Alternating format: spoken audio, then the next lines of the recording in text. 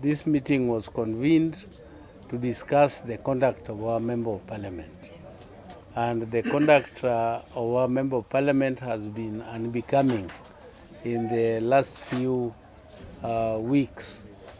First, he made a statement which was clearly attacking the party and party policies, and stating that he would that he thinks the line the party is taking is illegal, and there are ways of democracy.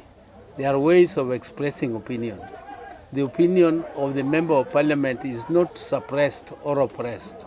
He has the democratic right to express his views on any issue, but he has channels through which he can channel his complaints or raise issues with the party if he strongly disagrees with the party.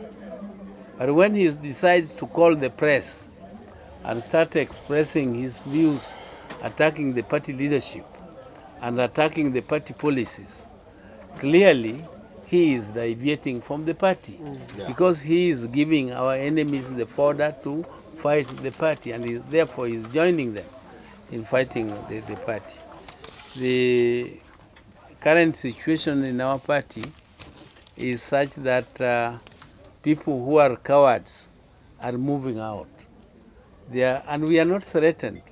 We are not afraid, because this happens in situations like this. After the elections, some people think that in the so-called government, because it is not government, we are also part of government as parliamentarians. That is just the executive. So they think that somebody who has taken the executive has all the powers and has all the goodies to dish out to people. But once you are elected as a Member of Parliament, I can tell you absolutely there is nothing which the executive is going to give you, apart from handouts. And these people say that they went to State House to look for development or to follow up the pledges which the President made when he visited Nyanza. It is true the President visited Nyanza just hardly 3 weeks ago. I don't know what kind of implementation could have taken place within the 3 weeks for these MPs to go and follow up. What are you going to follow up when it is hardly 3 weeks? And secondly, there is nothing in the State House in terms of development. Development is in the budget, and the budget making process is with us, members of Parliament. It is with our Member of Parliament. If the President made some pledges, it is his responsibility to follow up with Parliament to make sure that the ministries bring them in the budget and they pass them. And if they are not there in the budget, that is what he should be questioning and following up with the relevant ministries which do the implementation. The President himself is just the head of the executive, just like a speaker is the head of the of Parliament. So I wonder what somebody says that after 3 weeks the President has not implemented, so he has gone to Parliament, to the State House to follow up. There is nothing to follow up. These people went for something else, and I think members of the public can judge what that something else is.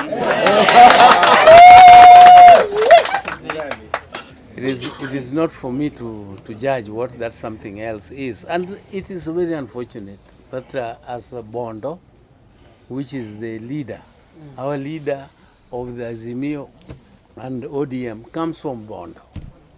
And then our MP takes the lead in backstabbing our political leader.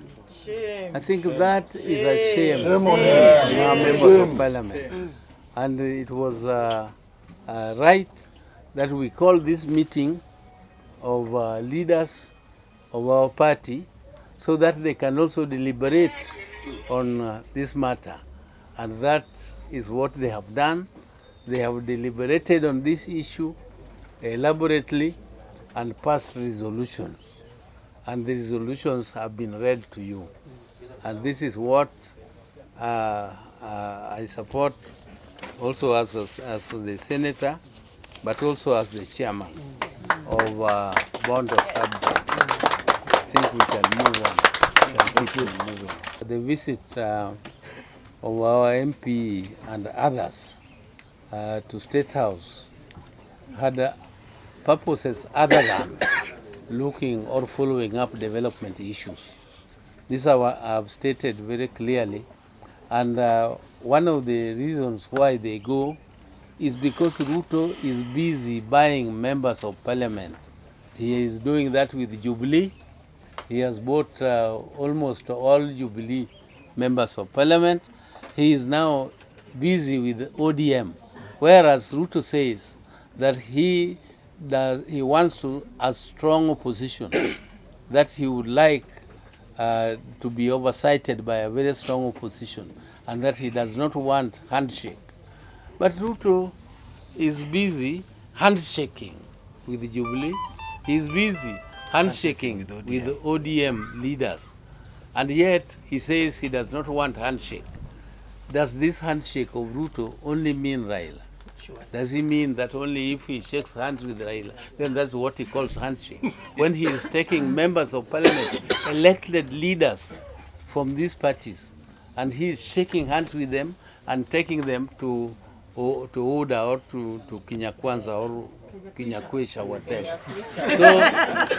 So this is a way of consolidating power in the hands of an individual and making sure that he creates a dictatorship, the type of Museveni's in Uganda, so that Kenya, he can be a life president like Museveni, and Kenya becomes a one-party state, more or less like the Uganda style, where opposition is only there in name, but in practice they have been subdued and they are not allowed to express themselves freely as they should in a democratic system.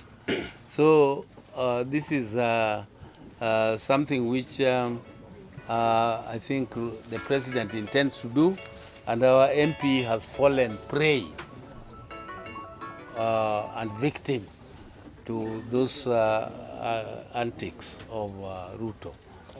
Secondly, I would like to condemn the violence which was created here by some individuals, some youth who are being misused. But I want to say, in conclusion, that in our constituency, Bondo, we abhor violence. We have never had violence here. Since I became a member of parliament in 1994, we always resolve our issues peacefully. And anybody who is bringing violence to Bondo is actually bringing shame. Because if they had different opinion, our meetings, even though they are for specific leadership of the party, is open even to members of the public or members of the party who have some strong views which they want to express. And they would have just come in here and told us that they had different views. But I understand these are just thugs who are hired from Kisumu to come and disrupt our meetings. And the youths should not be misused in this derogatory manner. The agenda that we had today was resignation for the Member of Parliament, Dr. Gideon Ochanda, who was our secretary by that time. These members here today unanimously agreed that they have expelled Dr. Gideon Ochanda from being the secretary of the branch, and his position is taken by Dr. Francis Otiato, MCA East Timbo.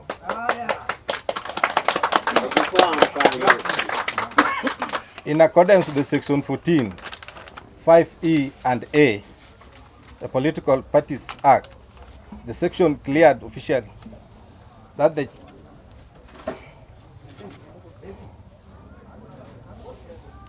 a member of a particular political party that is dining with a party that is in competition with your own party is that one that is deemed to have resigned from that particular party which he or she belongs to. So following that section, members of the branch Bondo constituency have agreed and put it on pen to paper that they have expelled Dr. Gideon Ochanda from this position and advise the headquarters of Nairobi, the ODM headquarters, to take immediate action. Yes. I'm Francis Otiato, MCA Imbo East and the acting secretary for ODM party Bondo sub-branch. Just like my vice chair said, we are very categorical on procedures. I know the sections as read here is very clear on what we need to do when or how somebody deemed to have resigned from a political party.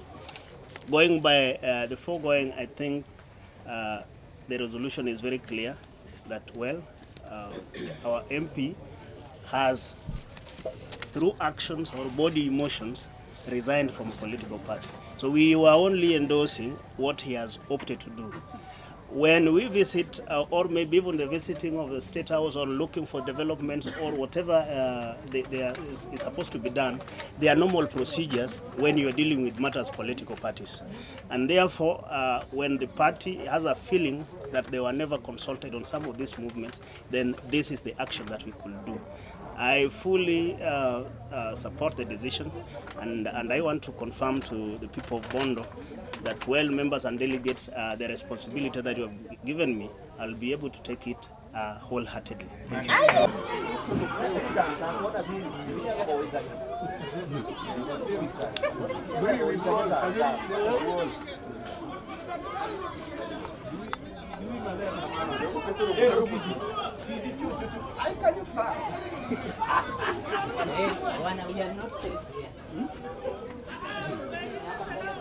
Dengan